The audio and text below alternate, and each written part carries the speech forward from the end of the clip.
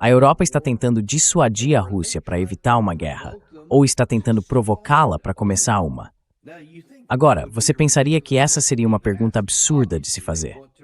Obviamente, eles querem evitar a guerra. Esse é o objetivo de qualquer sociedade moderna.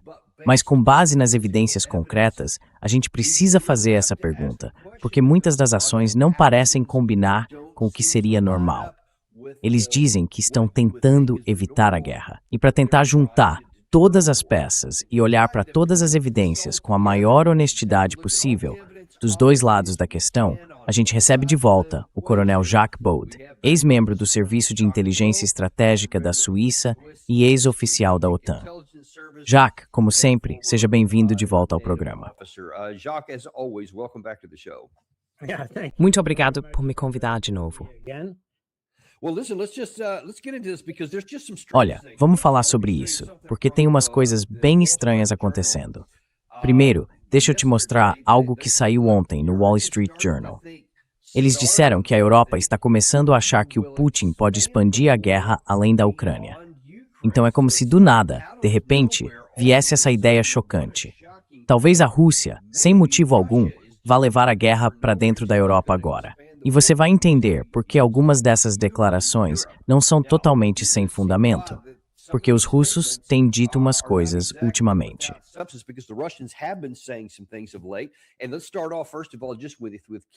Vamos começar, antes de tudo, falando de Kiev. A Rússia afirmou, nos últimos dias, que por causa de um ataque em Luhansk, uma área do leste da Ucrânia controlada pelos russos, a Ucrânia teria atingido um dormitório e matado várias crianças. E eles dizem, pronto, chega, essa foi a gota d'água, agora vamos lançar grandes ataques dentro de Kiev. Eles emitiram alertas e disseram que todos os diplomatas precisam sair a qualquer momento. Aparentemente, algo pode acontecer. Então, vamos começar por aí. O que você acha dessas alegações da Rússia? E por que a Rússia está falando agora em fazer algo tão grande na cidade de Kiev?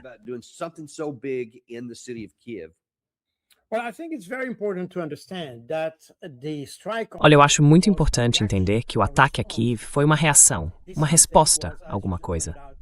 E essa coisa foi, como você acabou de mencionar, um ataque à escola de Starobilsk, ou ao dormitório de uma escola secundária, mais ou menos, que matou 20 ou um pouco mais das nossas crianças. O problema é que na Europa, ninguém fala sobre o ataque de Starobilsk. Então, a impressão que as pessoas têm é que os russos começaram uma nova operação em Kiev do nada, sem motivo algum. Mas os russos deixaram claro que foi uma resposta a esse acontecimento. Agora, a gente precisa entender o quadro todo. Temos que voltar um pouco na história. Eu escrevi um livro no ano passado, Guerras Secretas na Ucrânia, que explica o papel das operações secretas e das operações especiais da Ucrânia e também da Rússia, mas em particular, da Ucrânia dentro da Rússia. E talvez você se lembre ou não, que no começo de 2024, e acho que até no fim de 2023,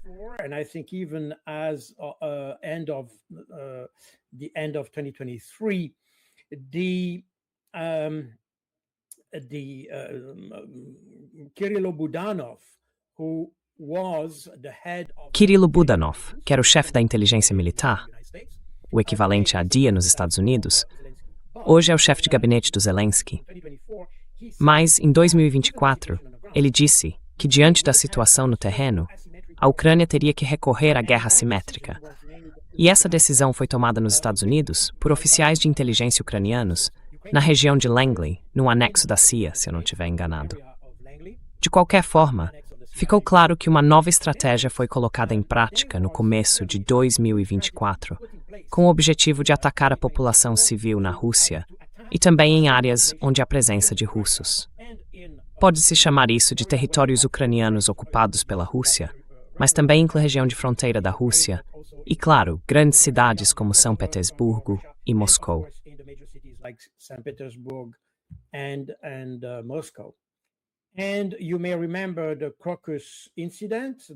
E você deve se lembrar do incidente no Crocus, aquele que atingiu a casa noturna e matou dezenas de pessoas. Nesse caso, o procurador-geral da Rússia abriu uma investigação contra, obviamente, a Ucrânia, mas também contra a França.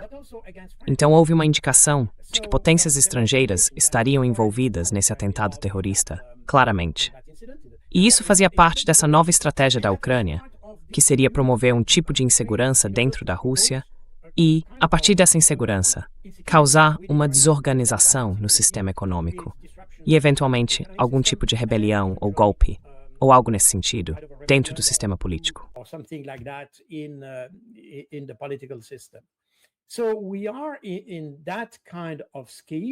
Então estamos nesse tipo de esquema. E é por isso que a Rússia reagiu de forma tão forte. Não se trata apenas de 21 crianças, embora isso por si só já tenha peso, mas vai além disso. Essa é toda a estratégia que os ucranianos estão adotando agora, em coordenação com os países ocidentais, incluindo a Europa. Estamos, portanto, numa situação muito perigosa, porque vemos que há uma provocação. E além dessa provocação, ainda tem toda a questão dos drones que estão usando o espaço aéreo da Estônia e da Letônia para atacar a Rússia.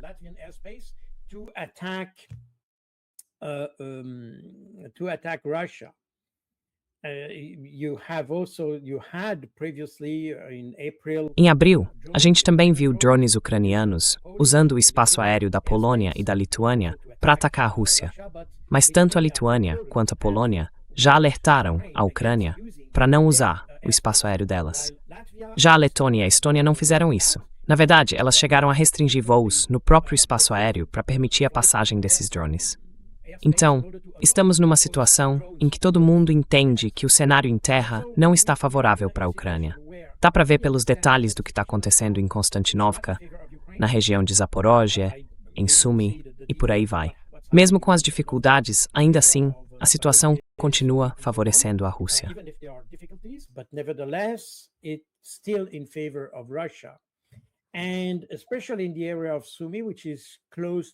E especialmente na região de Sumy, que fica perto de Kiev, isso é motivo de preocupação para a Ucrânia, para o Zelensky, claro, mas também para os europeus. E é por isso que eles estão fazendo quase o mesmo que a gente vê no Oriente Médio com Israel. Eles estão tentando arrastar o exército europeu e os Estados Unidos para uma guerra maior. Eles veem a solução para essa situação complexa numa guerra mais ampla. E é interessante notar que, recentemente, o chefe do Estado-Maior da Bélgica, o general Frederik van Zandt, disse que a Europa está se preparando para uma guerra em 2030 e que a Ucrânia está fazendo sacrifício agora para atrasar os russos e permitir que os europeus enfrentem a Rússia em 2030. Essa declaração também foi registrada num documento oficial do parlamento belga.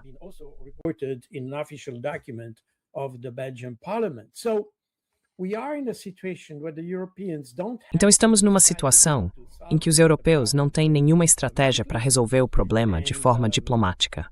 E isso foi admitido, aliás, pela Kaja Kallas, a chamada ministra das Relações Exteriores. Digo chamada porque, na verdade, não existe uma ministra das Relações Exteriores da União Europeia. O cargo é de alta representante para a política externa e de segurança da União Europeia. De qualquer forma, eles não têm estratégia. Na verdade, eles nem querem conversar com a Rússia. Por isso, não tem nenhuma estratégia para dialogar com a Rússia. A única estratégia é confrontar a Rússia, porque, como a própria Kaja Kallas disse no dia 20 de novembro de 2025, a Europa tem um plano de 2 pontos para resolver a crise. Ponto 1. Enfraquecer a Rússia. Ponto 2. Apoiar a Ucrânia. É aí que eles estão.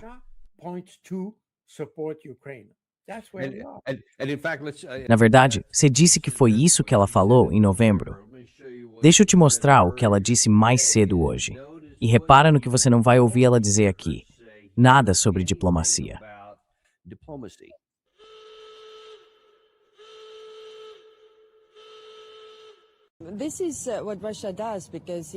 É isso que a Rússia faz, porque ela não está realmente avançando no campo de batalha. Então, o que eles estão fazendo agora é aumentar os ataques terroristas, porque não dá para descrever de outra forma, espalhando medo dentro da sociedade. Isso não funcionou nos últimos 4 anos, e eu não acho que vai funcionar agora. Além disso, o que a gente ouviu da Ucrânia ontem foi que todas as embaixadas ficaram, com exceção de uma. E isso também mostra a coragem dessas embaixadas. Mas sim, todos os países europeus e os Estados Unidos saíram.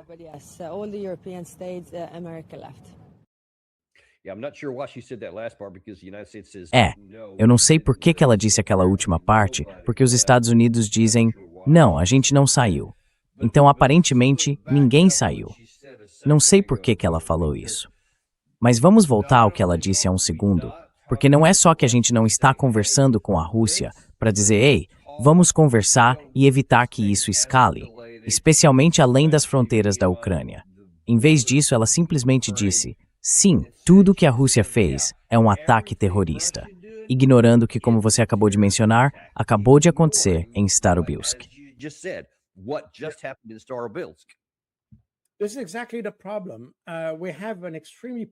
Esse é exatamente o problema.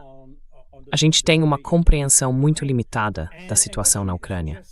E o que ela acabou de dizer, aliás, ao afirmar que os russos estão em dificuldade porque não estão avançando no território ucraniano, também é uma interpretação equivocada do que os russos realmente querem fazer. Desde o começo, toda a narrativa no Ocidente tem sido de que a Rússia queria tomar todo o território da Ucrânia. E existem várias teorias diferentes sobre quanto território, que tipo de território, e por aí vai. Então eu não quero entrar nesses detalhes agora, mas essa dimensão territorial do conflito é o principal ponto da narrativa. A narrativa europeia.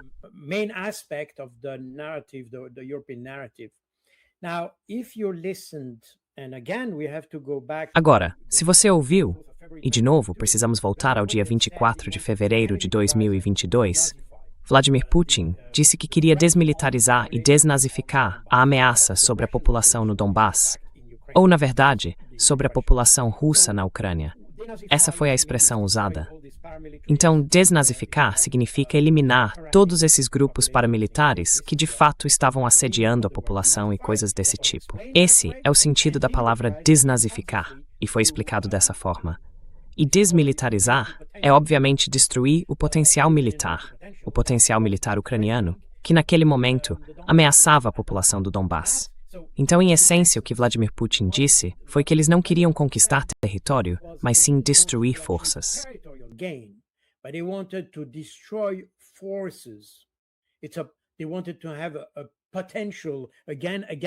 Eles queriam recuperar o potencial para enfrentar o potencial ucraniano, não o território da Ucrânia.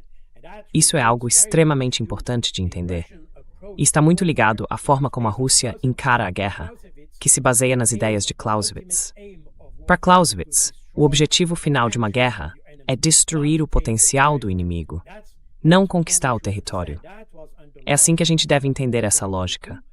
Isso foi reforçado em outubro de 2022 pelo comandante das forças russas na Ucrânia, que disse naquela época: "Nós não estamos realizando grandes operações no interior da Ucrânia.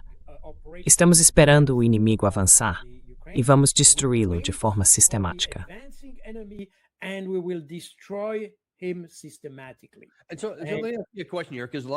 Então, uma pergunta aqui, porque muita gente no Ocidente está dizendo, bom, talvez essa seja a esperança dele, mas isso não se concretizou e eles não tiveram sucesso. Porque veja, você mencionou que isso foi em outubro de 2022 e agora estamos em maio, quase junho de 2024, e as linhas praticamente não mudaram.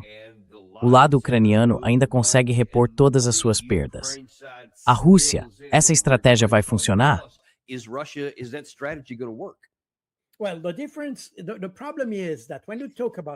Bom, a diferença, o problema, é que quando a gente fala de território, dá para ver claramente em fotos de satélite. Existem vários sites de mapas e coisas do tipo que mostram quais foram os ganhos de cada lado. É fácil de conferir se você quiser. Agora, quando a conversa é sobre potencial, aí é outra história. Isso envolve destruir soldados, destruir equipamentos, destruir tudo isso. E como é que dá para verificar isso? Principalmente porque os russos não divulgam as próprias perdas. E os ucranianos também não. Ou seja, a gente precisa se basear em estimativas para tentar entender qual é de fato o tamanho dos ganhos russos.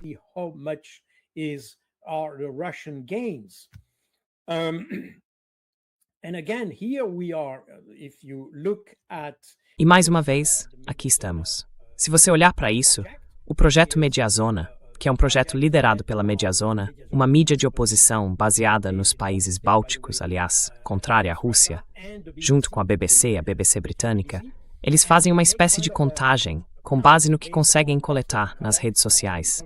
É, digamos, uma contagem de corpos, se quiser chamar assim, feita a partir do que eles conseguem reunir nas redes. E eu não sei qual é o número exato neste momento. Provavelmente está em torno de 260 mil mortos do lado russo. De novo, eu não tenho como avaliar se o método deles de calcular ou de fazer essa estimativa é preciso, mas pelo menos existe uma metodologia. Pelo menos isso. Não são apenas números que caem do céu.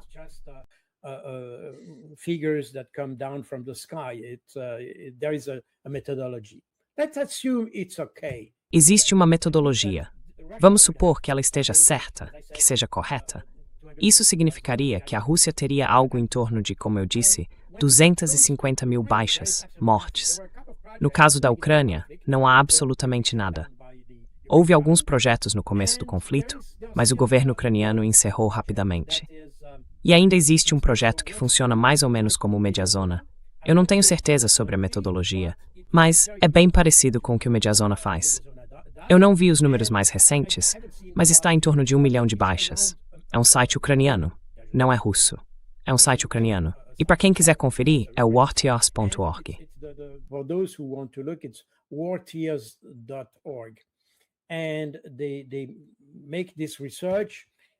E eles fazem essa pesquisa também com base no uso de algoritmos e coisas desse tipo. Então, partindo do princípio de que esses números estão corretos, e de novo, eu mesmo não tenho o número exato, não verifiquei recentemente, a gente deve estar mais ou menos por aí. Temos em média uma proporção de mortes de 1 para 4 a favor da Rússia. Ou seja, a Rússia tem cerca de 1/4, 25%, das baixas da Ucrânia. E isso, aliás, também foi confirmado. Houve outros projetos que tentaram identificar o número de vítimas com base nos cemitérios de guerra que existem na Ucrânia. Esses projetos também foram encerrados. Mas, ao que tudo indica, os ucranianos estão sofrendo muito mais perdas do que os russos.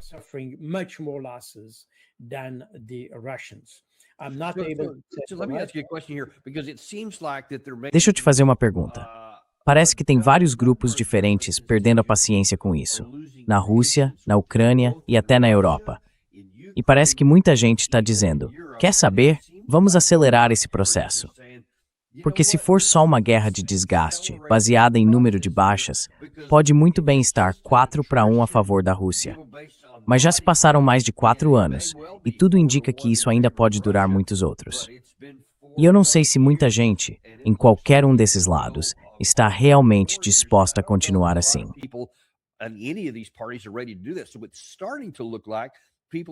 Parece que as coisas estão começando a acelerar. Deixa eu destacar algumas coisas aqui. Teve uma matéria dizendo, abre aspas, drones ucranianos fora de rota aumentam as tensões na fronteira leste da OTAN, falando sobre drones ucranianos que entraram no espaço aéreo dos países bálticos.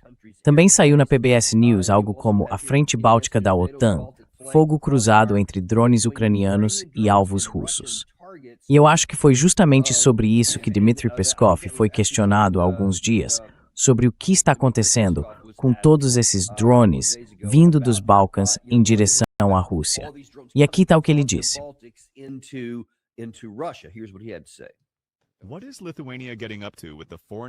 O que a Lituânia está aprontando, com o ministro das Relações Exteriores fazendo declarações que sugerem que eles poderiam atacar Kaliningrado?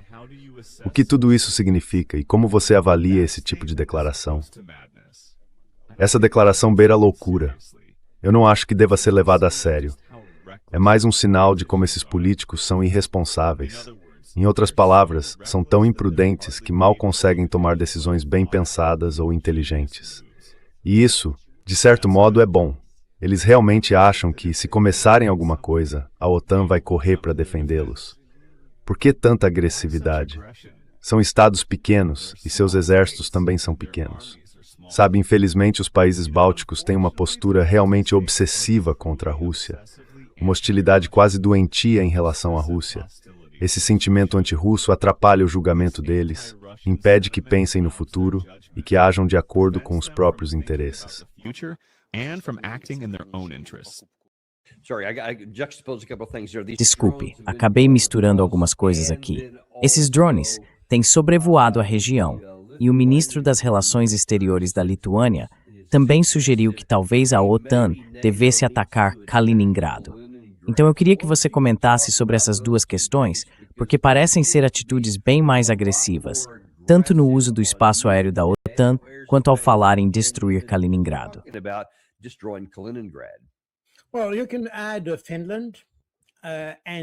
Bom, dá para incluir a Finlândia e a Suécia nessa lista. E recentemente, o ministro da Defesa da Suécia chegou a dizer que a OTAN deveria ajudar os drones ucranianos a chegarem até São Petersburgo. Então não são só os países bálticos. São literalmente todos os países nórdicos e os bálticos. Agora, o interessante nisso é que isso não é novidade. Na verdade, os drones já vinham usando o território polonês, lituano e de outros países bálticos para alcançar a Rússia. Mas a questão ficou evidente. Ou melhor, as consequências disso ficaram evidentes. Logo depois do ataque conjunto dos Estados Unidos e de Israel contra o Irã, quando o Irã respondeu atacando os países do Conselho de Cooperação do Golfo, ou seja, os países árabes do Golfo.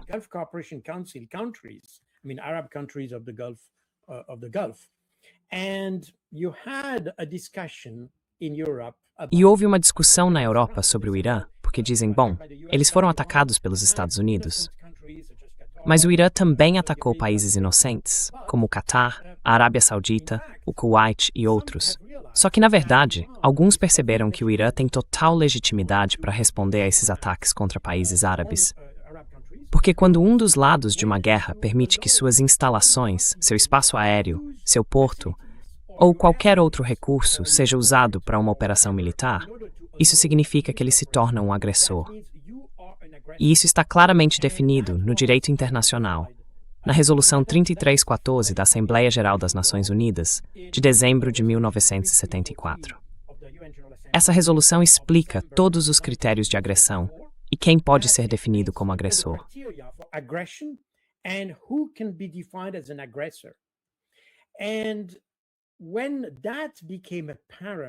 E quando isso ficou evidente, isso gerou uma preocupação, quase um pânico na Europa. Foi por isso que a Polônia e a Lituânia reagiram dizendo à Ucrânia: parem de usar o nosso território, porque isso significa que esses países podem ser vistos como agressores. E isso vale também para os outros dois países bálticos, a Letônia e a Estônia, e até para a Finlândia, porque a Finlândia também permitiu que drones ucranianos entrassem no seu território. Agora, eles estão tentando se justificar. E é por isso que a Kaja Kallas falou em terrorismo. Porque a versão oficial é que esses drones teriam sido desviados, na verdade, por medidas de guerra eletrônica da Rússia, e acabaram entrando nos países bálticos.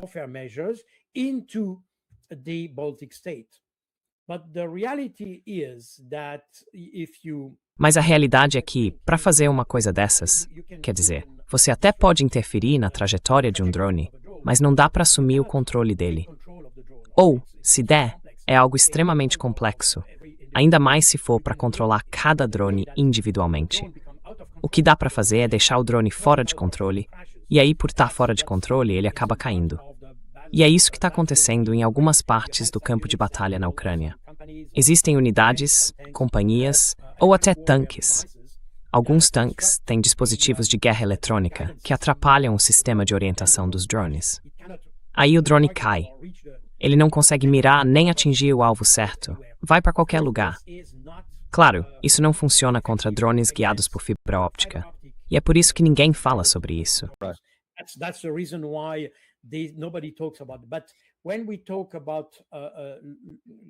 Mas quando a gente fala de drones de longo alcance, aqueles usados pelos territórios dos países bálticos e por aí vai, é claro que não existe fibra óptica ali. Esses drones são guiados por GPS ou por inteligência artificial e outros tipos de software de mapeamento, coisas desse tipo. E dá para interferir neles, mas não dá para assumir o controle.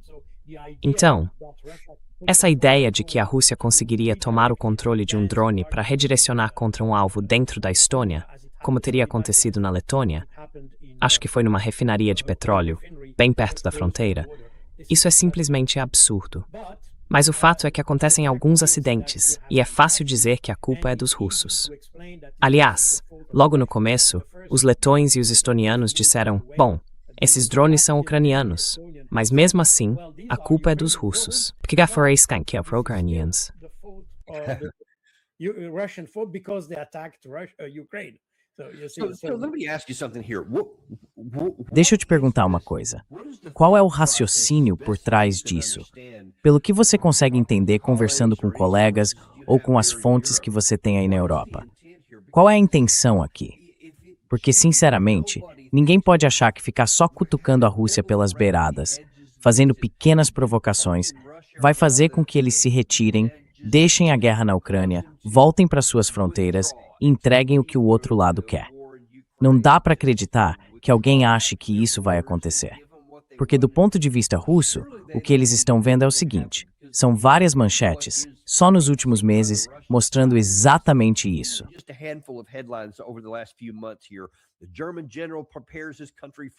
O general alemão está preparando o país para uma guerra contra a Rússia. O relógio está correndo. O secretário-geral da OTAN, Mark Rutte, disse que a Rússia pode atacar a aliança em até 5 anos. Depois ele afirmou que em 3 anos temos que estar prontos. Um general francês causou polêmica ao alertar sobre o risco de perder crianças francesas em um possível conflito. O chefe das Forças Armadas do Reino Unido, claro, pede que a Grã-Bretanha se prepare para a ameaça russa. Então, em todos os lugares, o assunto é guerra com a Rússia. Ninguém fala em diplomacia, em distensão ou qualquer coisa parecida. O que, afinal, o lado europeu pretende alcançar com tudo isso?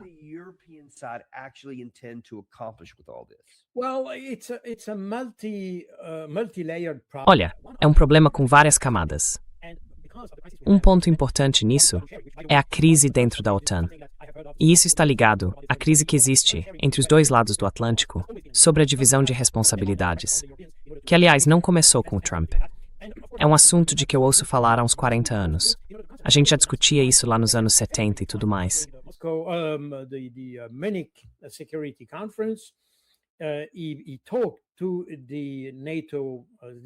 Ele conversou com os aliados da OTAN e disse que haveria uma divisão de tarefas, de forma estratégica.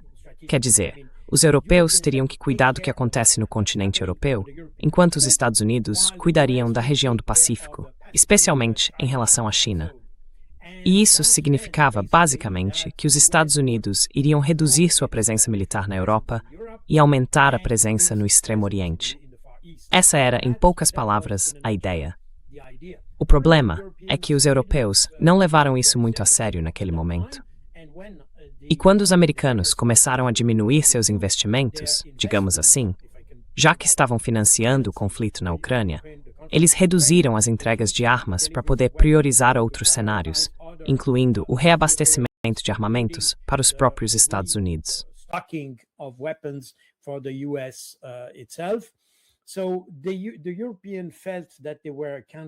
Então, os europeus sentiram que foram meio que abandonados. E a União Europeia começou um projeto chamado SAFE. É uma sigla. E para ser totalmente sincero com você, eu não lembro exatamente o que significa SAFE, S-E-F. Mas a ideia é rearmar a Europa. A União Europeia destinou um orçamento bem significativo para ajudar os países, especialmente aqueles que não têm tanto dinheiro, a se rearmarem e a reconstruírem uma espécie de segunda OTAN europeia, se quiser chamar assim, mas sem os Estados Unidos. O problema é que em muitos países, tudo bem, parece bom rearmar a Europa, mas ao mesmo tempo existem muitas outras prioridades.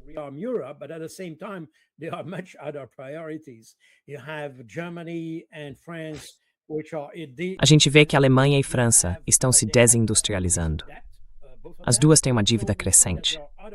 Então dá para perceber que existem outras prioridades.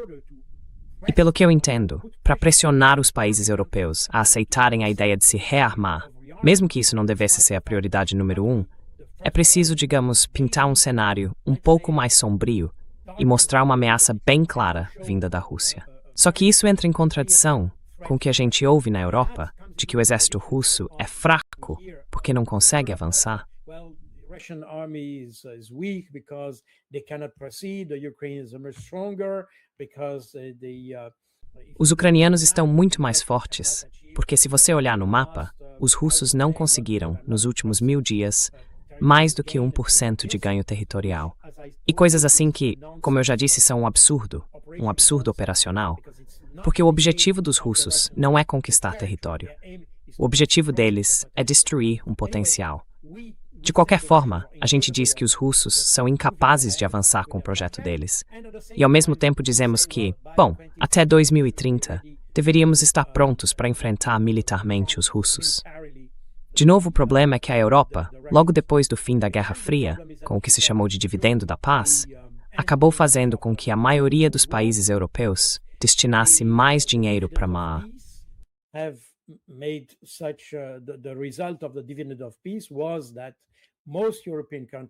Digamos, por exemplo, em relação ao bem-estar social, aos gastos sociais e coisas desse tipo, especialmente para financiar o seguro-desemprego, que é muito forte na maioria dos países europeus.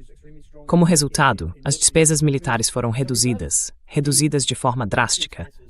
Todos os exércitos europeus diminuíram muito seus gastos e também o tamanho de suas forças. Se eu pegar só o meu país, a Suíça, claro, é um exército de milícia, então talvez não seja exatamente o que se entende nos Estados Unidos. Enfim, no começo dos anos 90, o exército suíço tinha oficialmente um total de 800 mil soldados ou militares. Tínhamos algo em torno de 1.200 tanques. Era um exército enorme, considerando o tamanho do país. E praticamente desmontamos tudo. Hoje temos cerca de 100 mil, um pouco mais de 100 mil militares no total.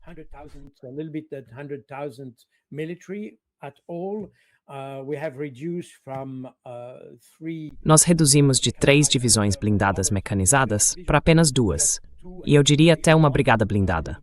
Então dá para ver que a redução foi drástica. A mesma coisa aconteceu na França, na Bélgica, na Holanda e por aí vai.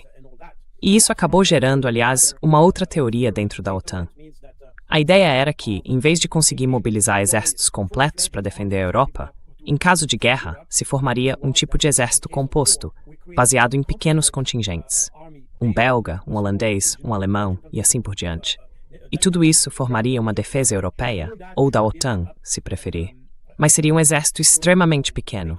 O conceito é de um exército muito menor do que a OTAN poderia ter mobilizado, por exemplo, em 1980. É isso.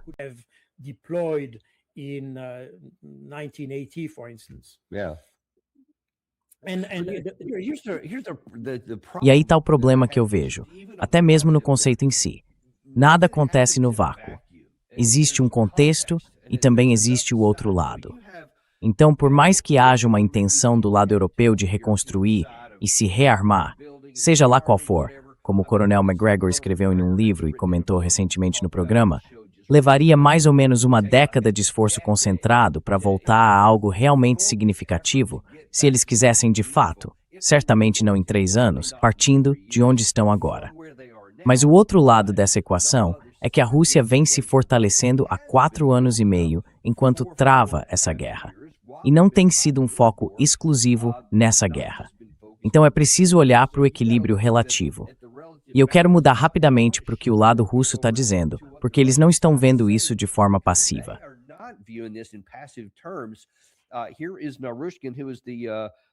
Aqui está o Naryshkin, que é o diretor do Serviço de Inteligência Externa da Rússia, dizendo que a aliança da OTAN está constantemente ampliando seu potencial militar. Mantém uma alta intensidade de atividades de reconhecimento e treinamento na fronteira russa, moderniza a infraestrutura existente e cria novas. Tudo aquilo que você acabou de mencionar. Eles reconhecem isso. E, segundo ele, os tambores da guerra estão soando especialmente alto no continente europeu. Assim, um confronto com a Rússia estaria sendo ativamente provocado pelo Reino Unido e por outros países de que ele fala. Agora, se você está dizendo algo como, olha, estamos pensando daqui a 10 anos, e a Rússia responde, cara, eu posso pensar daqui a 10 semanas, porque eu tenho algo no terreno e vocês não, logicamente isso faria a Europa dizer, vamos dar uma segurada aqui. Mas em vez disso, parece que estão cutucando ainda mais. Você pode explicar isso?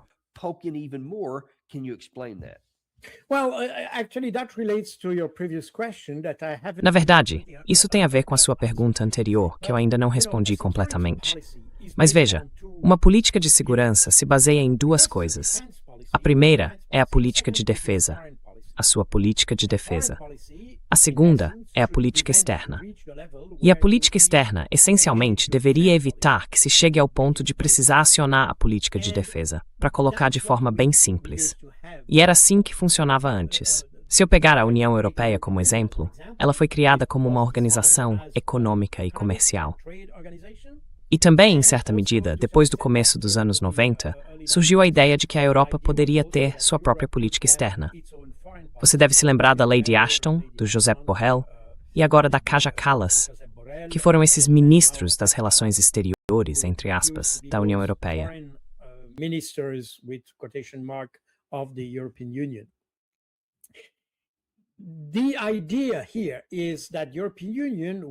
A ideia aqui é que a União Europeia seria o lado civil dessa política de segurança, e o lado militar dessa política ficaria sob a responsabilidade da OTAN. Então, de certa forma, a OTAN estaria ligada à União Europeia, no sentido de que ela forneceria a parte de defesa dessa política de segurança. O problema é que, como o conflito na Ucrânia é um conflito contra uma potência nuclear, os Estados Unidos não têm ficado muito confortáveis em se confrontar diretamente com a Rússia. E isso mostra porque a OTAN, e é por isso que eu acho que a OTAN não está realmente preparada para o tipo de problema que a gente pode enfrentar hoje na Europa, tem essa limitação. A OTAN foi criada originalmente como uma potência nuclear. Esse é o propósito da OTAN: oferecer o guarda-chuva nuclear aos seus aliados europeus. Essa é a essência da organização. E, aliás, se você ouvir o que o Pete Hegseth disse recentemente, parece que os Estados Unidos querem voltar a essa ideia inicial.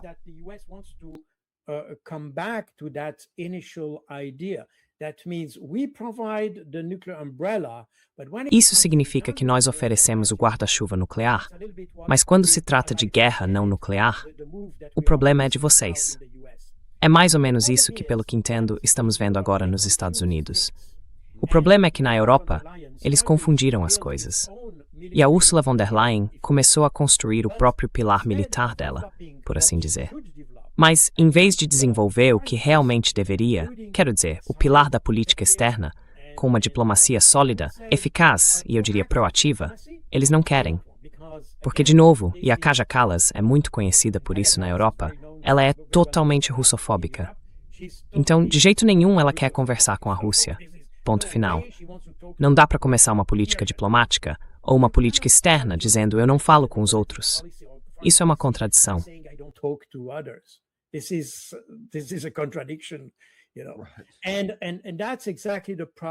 E é exatamente aí que está o problema dentro da União Europeia, na minha opinião.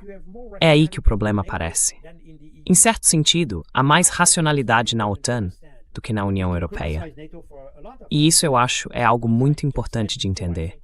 A gente pode criticar a OTAN por muitas coisas. E como eu disse há pouco, eu acho que a OTAN é uma estrutura que não aproveitou a oportunidade de se adaptar à evolução da geopolítica, especialmente no continente europeu. Mas isso é um assunto interno da OTAN, por assim dizer. O problema é que, por causa da dimensão nuclear, os Estados Unidos não podem confrontar a Rússia diretamente. E isso já foi dito muitas vezes, inclusive durante a Guerra Fria, aliás.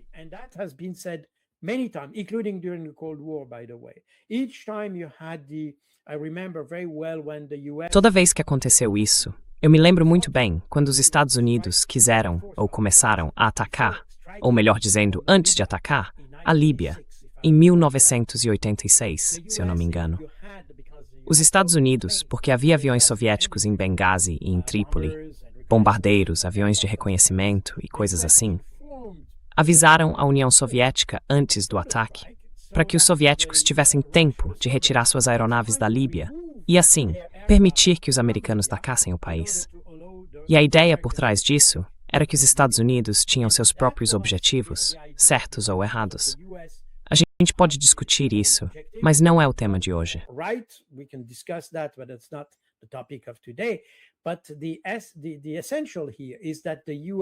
Mas o ponto essencial aqui é que os Estados Unidos não queriam atacar diretamente o potencial soviético. Eles não queriam um confronto militar direto com a União Soviética. Era assim na época da União Soviética, e continua sendo o mesmo caso hoje. Os Estados Unidos sabem que se começar um confronto militar real entre dois países nucleares, ninguém sabe exatamente onde isso vai parar, mas pode acabar sendo um desastre de verdade. E essa é a essência da questão. O problema é que a União Europeia ainda não encontrou seu caminho. Eu acho que na Comissão Europeia, especialmente com a Ursula von der Leyen e a Kaja Kallas, não existe uma estratégia clara na cabeça delas. Elas só querem fazer alguma coisa contra a Rússia, e ponto. Mas não sabem exatamente o que.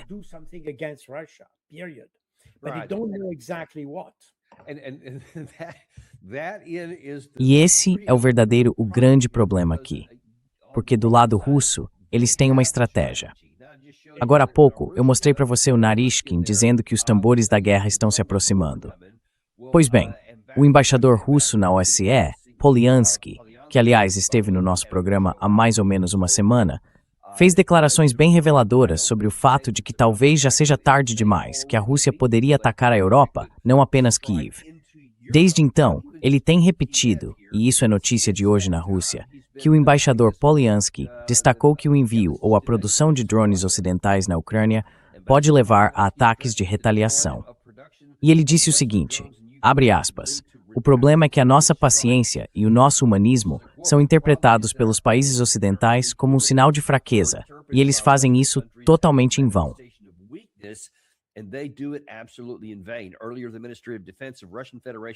Mais cedo, o Ministério da Defesa da Federação Russa publicou uma lista de empresas europeias ligadas à produção de drones para a Ucrânia. Depois disso, Polyansky afirmou que a Rússia tem o direito de considerar esses locais como alvos militares legítimos. Enquanto isso, o ministro das Relações Exteriores da Rússia, Sergei Lavrov, também fez uma declaração dura. Segundo ele, o Ocidente, na prática, declarou uma guerra aberta contra a Rússia.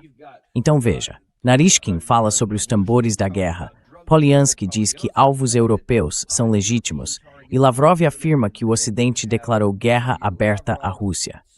Deixa eu explicar por quê, além do óbvio isso me chama atenção. Quero mostrar a última vez que a Rússia tentou alertar o Ocidente sobre algo que estava por vir, e nós simplesmente ignoramos. Aqui está o ex-secretário-geral da OTAN, Jens Stoltenberg, em 2023, e falando sobre algo que aconteceu em dezembro de 2021.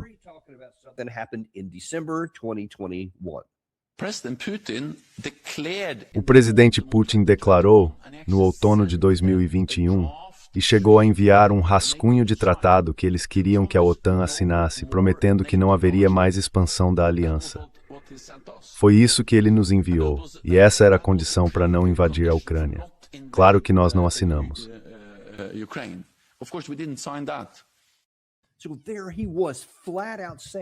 Então lá estava ele, dizendo claramente que os russos afirmaram que não haveria guerra na Ucrânia, que tudo que a gente precisava fazer era tirar a OTAN da jogada, que o resto dava para negociar depois. E nós dissemos não, sabíamos exatamente o que aquilo significava. E mesmo assim, aconteceu. Então deixa eu te fazer uma pergunta. Já que você conhece bem toda essa história, com essas declarações mais recentes da Rússia, e eu estou falando de hoje mesmo, você está preocupado que eles realmente possam agir dessa vez? E que nós, aqui no Ocidente, acabemos ignorando de novo?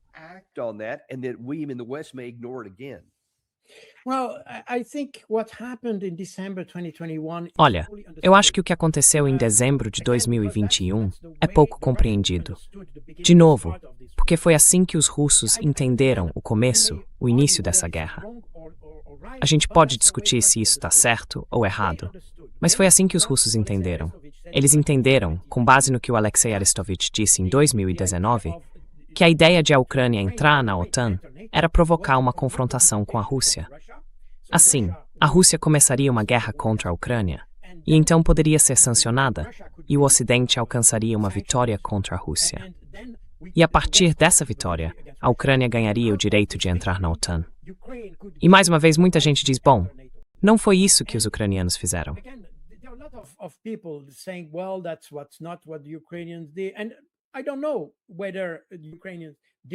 E eu não sei se os ucranianos realmente fizeram isso ou não. Mas o que é muito importante entender é que, certa ou errada, essa foi a interpretação dos russos. A questão da ampliação da OTAN é algo que preocupa os russos há décadas. Então, por que eles reagiram só em dezembro de 2021? Porque, naquele momento, em meados de dezembro de 2021, eles perceberam que a Ucrânia estava prestes a iniciar uma guerra para poder entrar na OTAN. De novo, essa era a percepção deles. E para tentar, digamos, se antecipar aos ucranianos, a ideia dos russos foi pedir aos americanos que dissessem aos ucranianos que eles não fariam parte da OTAN, acontecesse o que acontecesse.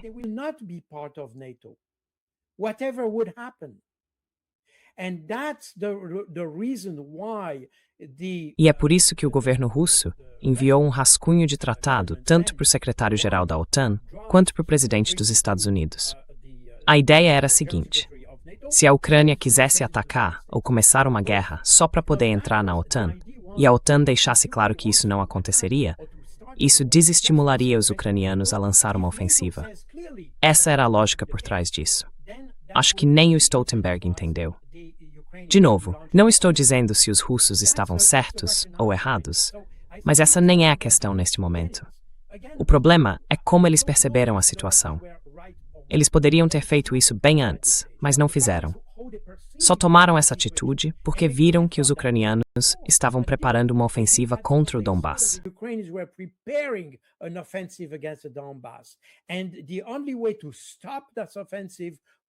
E a única maneira de parar essa ofensiva era dizer para eles: se vocês começarem uma guerra, não vão ser membros da OTAN. E, na verdade, se as pessoas tivessem entendido isso naquele momento, provavelmente a gente poderia ter evitado a guerra, independentemente de essa ter sido ou não a intenção dos ucranianos. É por isso que você sabe, eu fui sancionado. Dizem que eu teria afirmado que os ucranianos começaram a guerra para provocar os russos e coisas desse tipo. Mas eu nunca disse isso. Eu não tento, como estou fazendo agora, culpar ninguém. Eu só tento explicar como os russos entenderam o problema e por que, em meados de dezembro de 2021, eles fizeram essa proposta tanto ao secretário-geral da OTAN quanto ao presidente dos Estados Unidos. Porque, segundo eles, naquela época, essa era uma forma de evitar a guerra.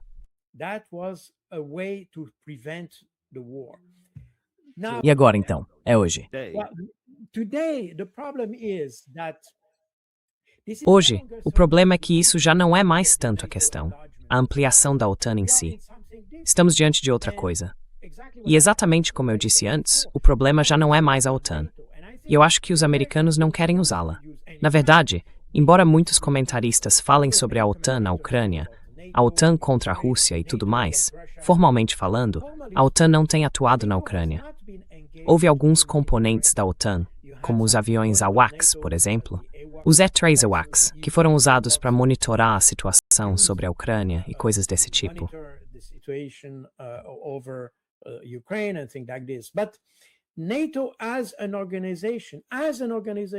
A OTAN, como organização, e é importante dizer isso, não tem atuado na Ucrânia.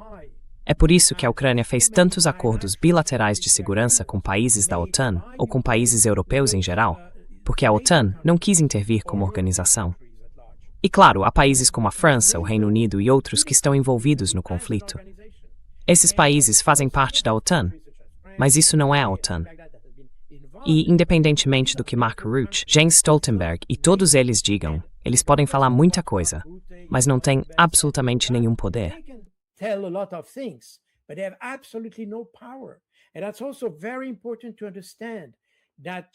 E isso também é muito importante de entender.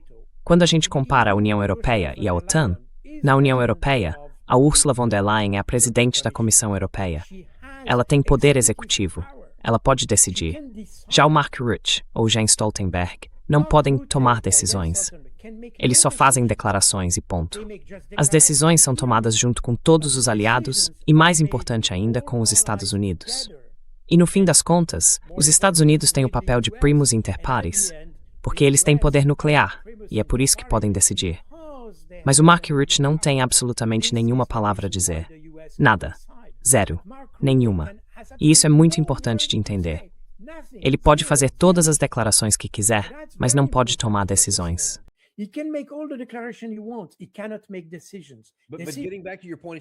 Mas voltando ao que você disse há pouco, a percepção, independentemente de ele ter ou não poder, A percepção na Rússia, de acordo com tudo aquilo que eu acabei de te mostrar, é de que eles estão em sintonia e vão agir, não importa quem esteja no comando. Certo?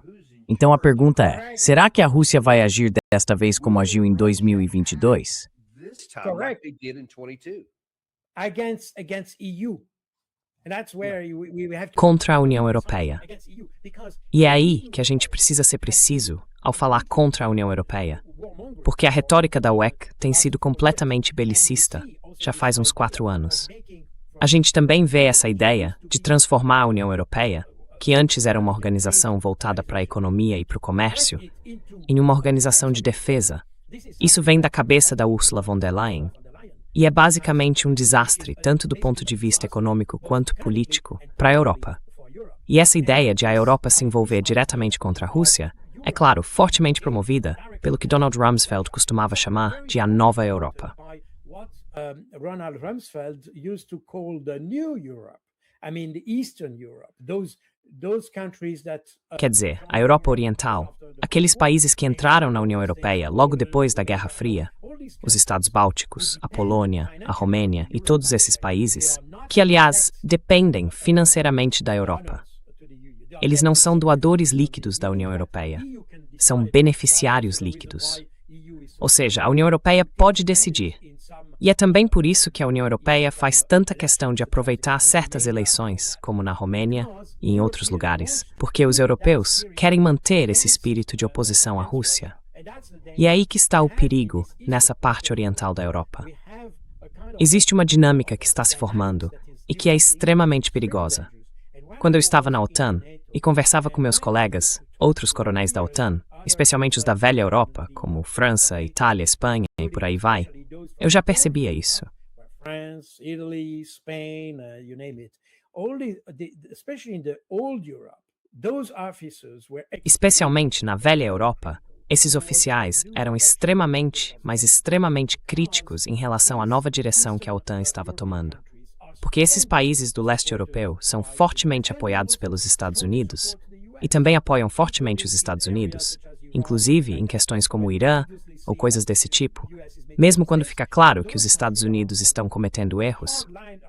Mas esses países são linha dura, apoiadores incondicionais, não importa o que os Estados Unidos façam. Eles foram os primeiros a apoiar os Estados Unidos no Iraque, por exemplo. Se você olhar para o primeiro contingente enviado ao Iraque, além das forças americanas, estavam lá os lituanos, os ucranianos e outros. São países firmes. E é aí que está o problema. Eles são ideologicamente muito, mas muito antagônicos à Rússia. Eles não apoiam a causa porque recebem dinheiro. Não é isso. E acreditam que, se uma guerra começar na Europa contra a Rússia, os Estados Unidos viriam em seu socorro. in Europe against Russia, then the US would come. Mas e o lado russo? E tudo aquilo junto, como fica? The Russians are Os russos não querem fazer guerra. Vamos deixar isso bem claro. Tenho ouvido muita coisa ultimamente dizendo que havia planos na Rússia. Não. Posso afirmar com certeza. A Rússia não quer atacar a Europa. Mas o que pode acontecer, e isso, aliás, foi uma discussão que tivemos lá no fim da Guerra Fria, é que os russos talvez adotem uma doutrina de defesa ofensiva. Ou seja, algo que a gente pode entender como uma defesa preventiva. E isso pode ser um fator importante, porque eles têm capacidade para isso. Se sentirem que algo está virando uma ameaça, podem pensar, ok, chegamos num ponto em que precisamos agir, ou seremos atacados. Esse é o perigo da situação. E no fim da Guerra Fria houve muitas discussões em fóruns militares soviéticos sobre esse tema. Essa ideia de defesa ofensiva ou ofensiva defensiva.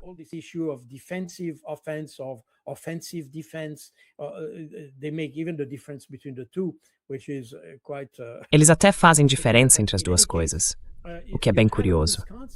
Mas de qualquer forma, todo esse conceito começou a surgir e talvez a gente ainda veja isso acontecer. Só que eu não estou apenas convencido, eu tenho certeza, de que a Rússia não tem nenhum interesse em entrar num conflito. No começo, eles queriam um conflito limitado na Ucrânia.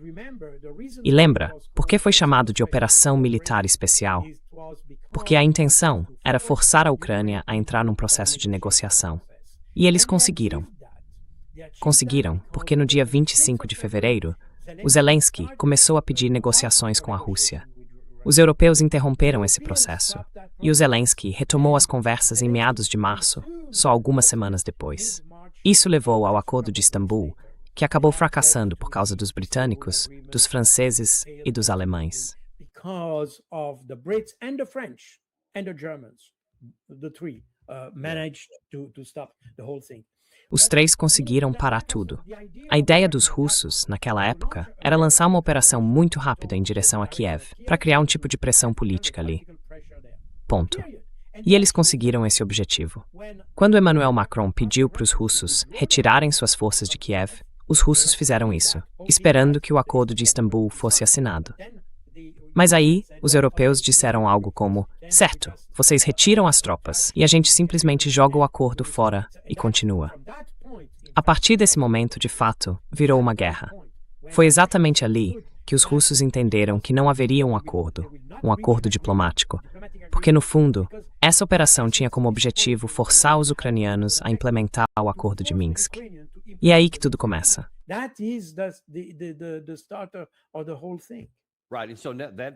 Certo, e isso obviamente não aconteceu. Então agora você está sugerindo que os russos podem realizar ataques até mesmo na Europa, com o objetivo limitado, mais uma vez, de tentar interromper o apoio a essa guerra.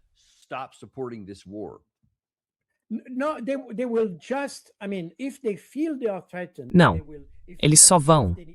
Quer dizer, se sentirem ameaçados, aí sim, por exemplo, se houver qualquer movimento contra Kaliningrado, nem sonhe. Os russos vão reagir com muita força a qualquer ataque contra Kaliningrado. Isso nem se discute, porque faz parte da defesa deles.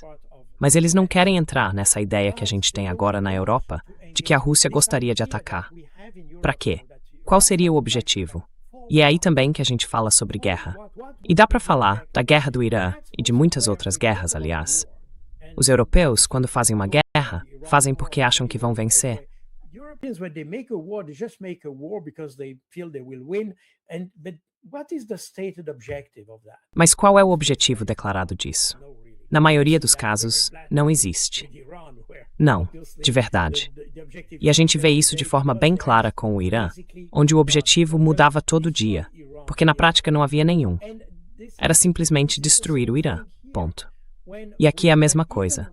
Mesmo quando falamos sobre o que os europeus querem fazer pela Ucrânia, como é que se pretende alcançar algum tipo de vitória ou derrotar a Rússia ou qualquer coisa assim? Não há um objetivo. Não existe uma estratégia para isso. É só deixar os ucranianos lutarem, ponto. No fim das contas, a gente nem sabe direito o que quer alcançar. We don't know exactly what we want to achieve. The Russians are absolutely not like this. Os russos não são assim, de jeito nenhum. Quando eles fazem alguma coisa, sempre tem um objetivo por trás.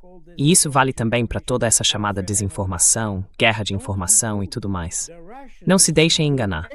Os russos, tudo o que fazem tem um objetivo claro. Não algo vago, como desestabilizar a Europa ou prejudicar nossas democracias e coisas do tipo. Esses não são os objetivos deles. Eles buscam metas concretas, mensuráveis, materiais, físicas, coisas desse tipo. Então, qual seria o objetivo da Rússia em atacar a Europa hoje? Ou daqui a 2 anos? Ou em 2030? Qual seria o objetivo?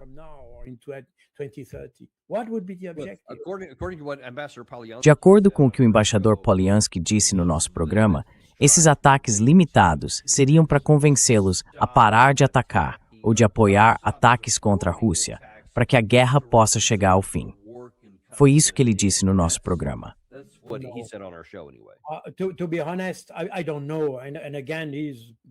Para ser sincero, eu não sei. E de novo, ele provavelmente entende mais do assunto do que eu. Mas eu não acho que a Rússia arriscaria uma guerra contra a OTAN, incluindo, talvez, embora seja improvável, contra os Estados Unidos, só para dizer para os europeus, parem de apoiar a guerra. Eu não acredito nisso. Não acredito mesmo. Esse não é, de forma alguma, o modo de pensar dos russos. Mas eles podem agir de outro jeito. Podem, por exemplo, fazer algo que ainda não fizeram. Parar completamente de fornecer qualquer material estratégico. Os Estados Unidos ainda compram urânio da Rússia, por exemplo. E a Rússia ainda entrega petróleo para a Europa. E gás também, aliás. Isso vai parar no ano que vem. But Mas a Rússia poderia impedir isso antes mesmo de iniciar qualquer operação militar. E provavelmente isso teria até mais peso do que uma operação militar que acabaria desencadeando algo totalmente imprevisível, especialmente com a liderança que temos hoje na Europa. Então eu diria o seguinte: se a Rússia quiser pressionar a Europa para que pare com esse apoio constante à Ucrânia, ela pode simplesmente parar de fornecer petróleo, pode interromper o envio de minerais estratégicos, e a Europa ficaria asfixiada em poucos dias. É só observar que a Europa já está considerando isso, porque decidiu parar completamente de comprar petróleo e gás da Rússia no ano que vem, em 2027. Até agora, isso ainda não aconteceu.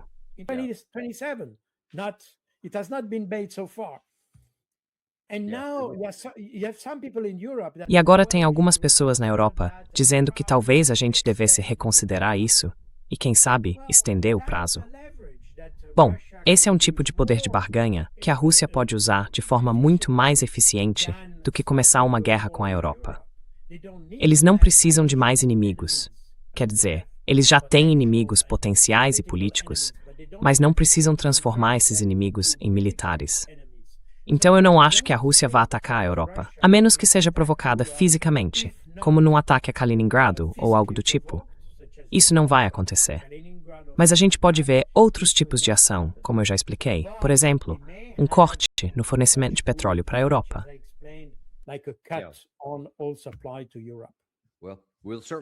Bom, a gente vai ver, com certeza. Claro, todo mundo está esperando, ansioso, para saber o que vai acontecer em Kiev. Vamos ver se isso também pode ser um sinal. Mas, como sempre, a gente fica muito grato por você participar e compartilhar suas análises e sua experiência. Muito obrigado. Muito obrigado pelo convite. E só para avisar, daqui uns 20 minutos mais ou menos, o professor John Mearsheimer vai estar de volta.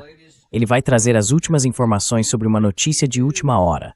Parece que pode haver um acordo de cessar-fogo de 60 dias sendo negociado, que talvez até seja anunciado hoje. Ele vai conversar com a gente sobre se isso é real e, se for, o que isso significa. 12:30 de hoje, John Mearsheimer. A gente se vê lá no programa Daniel Davis Deep Dive. Você sabe que a gente não tem patrocinadores, porque odiamos encher você de propaganda. Eu não gosto disso. Então mostre um pouco de apoio, se inscreve, curte e manda esse episódio para alguém de quem você gosta. Like and send this to somebody you care about.